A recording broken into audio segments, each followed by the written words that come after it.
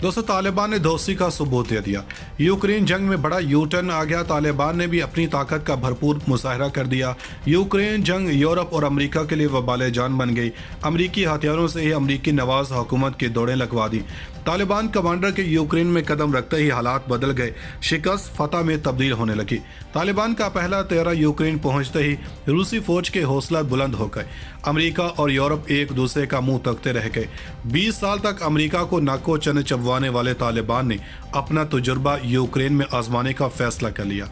यूक्रेनी फौज भी उल्टे पांव भागने लगी। चीचन मुजाहिदीन और तालिबान के मैदान जंग में उतरते ही दुश्मन के पांव लरस गए।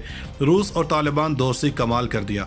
मॉस्को में होने वाली मुलाकात और रूसी वफ्द के अमारत इस्लामी के दौरे ने अपना काम कर दिखाया। तालिबान ने रूस और चीन के साथ किए गए वादे पूरे कर दिए।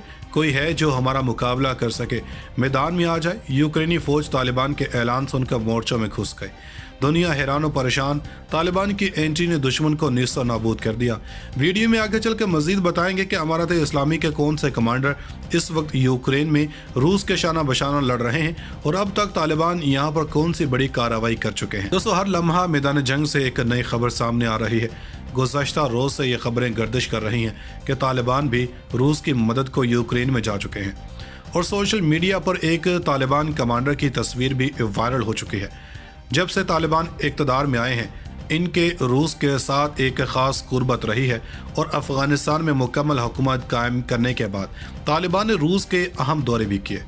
रूस और तालिबान की कुर्बत का अंदाज़ा इससे भी लगाया जा सकता है कि अफ़गानिस्तान में जिस वक्त जंग जारी थी तो काबुल में उनका सिफारतखाना खुला रहा। तालिबान के बारे में रूस की सोच भी मुख्तलिफ मालूम होती है। रूस ने अपने बयानात के जरिए तालिबान के लिए गर्म जोशी दिखाई। तालिबान के काबुल पर कब्जे के 48 घंटों के अंदर ही रूसी सफ़ीर दिमित्री ज़ेरनोफ ने तालिबान के एक नुमाइंदे से मुलाकात की। अक़वाम मुत्तहिदा में रूस के नुमाइंदे वोसली ने कहा कि वो अफ़गानिस्तान में मुफ़ाहमत की नई उम्मीद देख रहे हैं, कानून के हुक्मरान वापस आ रहे हैं और ये कि बरसों की खून रेज़ी का खात्मा हो गया है। अफ़गानिस्तान के लिए सदर पुतिन के ख़ुसूसी एलची ज़मीर काबलोफ ने यहाँ तक कहा कि तालिबान के साथ मुज़ाकरात करना खुद साख्ता जिला वतन सदर अशरफ गनी की कठपुतली हुकूमत के मुकाबले में आसान है। इससे भी पहले रूसी सिफारतकारों ने दावा किया था कि अशरफ गनी ने तालिबान के काबुल पर कब्जे से कुछ देर कबल 4 गाड़ियों और एक हेलीकॉप्टर में नकदी लेकर मुल्क छोड़ दिया है। ताहम अशरफ गनी ने इन इल्ज़ामात को झूठ करार देते हुए मुस्तरद किया था।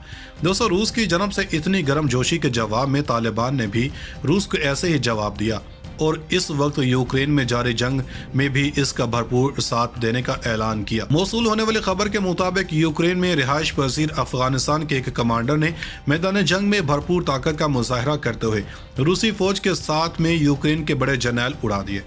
दोस्तों, उधर यूक्रेन में जारी लड़ाई में रवां हफ्ते के दौरान में यूक्रेनी फौज ने रूसी जनरल आंद्रे सखोत्सी को हलाक कर दिया। ये बात यूक्रेन के जिम्मेदारान और रूसी मीडिया ने बताई है। जनरल आंद्रे की मौत रूसी सदर व्लादिमीर पुतिन के लिए एक बड़ा धचका हो सकता है। अगरचे फौरी तौर पर 47 साला रूसी जनरल की मौत की तफसीलात वाज़ेह नहीं हो सकी हैं। ताहम क्रेमलिन के हिमायत याफ्ता अखबार बराउदा के मुताबिक आंद्रे यूक्रेन में एक स्पेशल ऑपरेशन के दौरान मारा गया।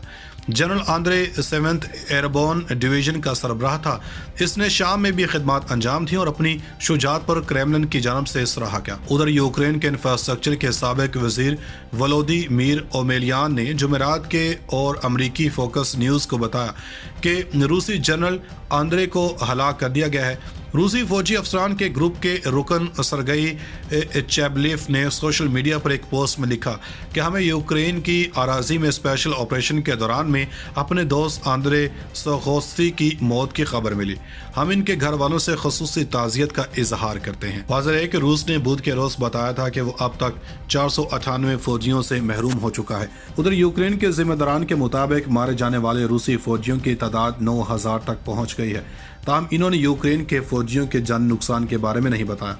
रूस ने 24 फरवरी की सुबह यूक्रेन में अपने फौजी ऑपरेशन का आगाज किया था। दोस्तों, रूसी वज़ीर ख़ारजा सरगई लारोफ ने अहम और बैनुल-अक़वामी एजेंडे पर روسی اور غیر ملکی ذرائع ابلاغ کو دیتے ہوئے کہ روسی حکام کسی بھی طرح سے ایسے کسی بھی اقدام کو معاف کرنے کی کوشش نہیں کرتے جو شہریوں کی موت کا سبب بنے۔ انہوں نے کہا کہ میں ایک بار پھر اس بات پر زور دینا چاہتا ہوں کہ میں کسی ایسے عمل کو معاف نہیں کیا جائے گا جس کے نتیجے میں عام شہریوں کی موت ہو، لیکن یہ ہم نہیں تھے جنہوں نے کولیٹرل ڈیمیج کی اصطلاح بنائی تھی۔ اس سے پہلے ہمارے مغربی ہم منصبوں نے عراق، لاطینی امریکہ اور لیبیا سمیت دوسرے ممالک میں بھی استعمال کیا تھا۔ روسی وزیر خارجہ سرگئی لاروف نے ایک بار پھر یوکرین کو غیر مسلح کرنے کی ضرورت پر زور دیتے ہوئے کہا کہ یوکرین کے عوام کو اپنی تقدیر کا فیصلہ خود کرنا چاہیے۔ روس کے وزیر خارجہ نے اس بات کو مسترد کر دیا کہ روس یوکرین کو گھٹنے ٹیکنے پر مجبور کرنا چاہتا ہے۔ انہوں نے کہا کہ ماسکو راہ حل کے حصول کے لیے مفاہمت کے لیے تیار ہے۔ سرگئی لاروف نے کہا کہ بہت سے حقائق موجود ہیں جن سے ثابت ہوتا ہے کہ یوکرین روس کے اطراف میں ایک دشمنانہ بیلٹ قائم کرنے کے مغرب کے منصوبے کا حصہ ہے اور یوکرین کو 2 برسوں تک کے لیے ہتھیاروں سے بھر دیا گیا اور حالیہ مہینوں میں یوکرین کے لیے آنے والی فوجی ہتھیاروں کی کھیپوں میں غیر معمولی اضافہ ہوا ہے۔ روس کے وزیر خارجہ سرگئی لاروف نے مزید کہا کہ امریکہ کا اصل مقصد تمام ممالک کے مفادات کے توازن کی بنیاد پر یوکرین کی سلامتی کو یقینی بنانا نہیں ہے بلکہ روس کو ختم کرنا ہے۔ روسی وزیر خارجہ نے مغربی میڈیا اور سیاستدانوں کو دونباس کے عوام کے مسائل اور مشکلات پر خاموش رہنے پر سخت تنقید کا نشانہ بنایا، جنہیں 8 برسوں تک بمباری کا نشانہ بنایا گیا اور قتل عام کیا گیا۔ انہوں نے کہا کہ روس کا ایک اور مقصد یہ ہے کہ یوکرین سے اخبار کو صفایا کیا جائے۔ سرگئی لاروف نے کہا کہ مغرب روسی صدر ولادیمیر پوٹن کے اقدامات کو منفی انداز میں پیش کر رہا ہے اور ان کے خلاف بھرپور پروپیگنڈے کی بنیاد رکھ رہا ہے۔ ان کا کہنا تھا کہ مغرب دنیا کو گمراہ کر رہا ہے۔ روسی وزیر خارجہ نے کہا کہ میں اس بات کا اعادہ کرنا چاہوں گا کہ ہم فرانسیسی صدر میکرون کے ثالثی کی کوششوں کا خیر مقدم کرتے ہیں۔ صدر پوٹن نے بارہا انہیں سمجھا دیا ہے کہ ہم اس صورتحال سے نکلنے کے ممکنہ طریقوں کو کس طرح دیکھتے ہیں اور اگر صدر میکرون یوکرینی صدر زیلنسکی کو راضی کرنے میں مدد کرتے ہیں تاکہ وہ نیٹو اور یورپی یونین کے درمیان پھوٹ ڈالنا بند کر دیں تو مذاکرات کے بارے میں بھی بات ہو سکتی ہے۔ ایٹمی جنگ کے حوالے سے بات کرتے ہوئے روسی وزیر خارجہ نے کہا کہ مغرب عوام پر دباؤ برقرار رکھنے اور روسو فوبیا کو فروغ دینے کے لیے ایٹمی جنگ کی باتیں کرتا رہتا ہے۔ انہوں نے کہا کہ میں اس بات کا اعادہ کرنا چاہوں گا کہ یہ ہم نہیں ہیں جو ایٹمی جنگ، تیسری جنگ عظیم کا مسئلہ اٹھاتے رہتے ہیں۔ روسی وزیر خارجہ کے مطابق بجائے اس کا استعمال مغربی عوام کو مسلسل دباؤ میں رکھنے اور روسی فوبیا کو فروغ دینے کے لیے کیا جا رہا ہے جو ایٹمی جنگ، تیسری جنگ عظیم کا مسئلہ اٹھاتے رہتے ہیں۔ روسی وزیر خارجہ کے مطابق بجائے اس کا استعمال مغربی عوام کو مسلسل دباؤ میں رکھنے اور روسی فوبیا کو فروغ دینے کے لیے کیا جا رہا ہے۔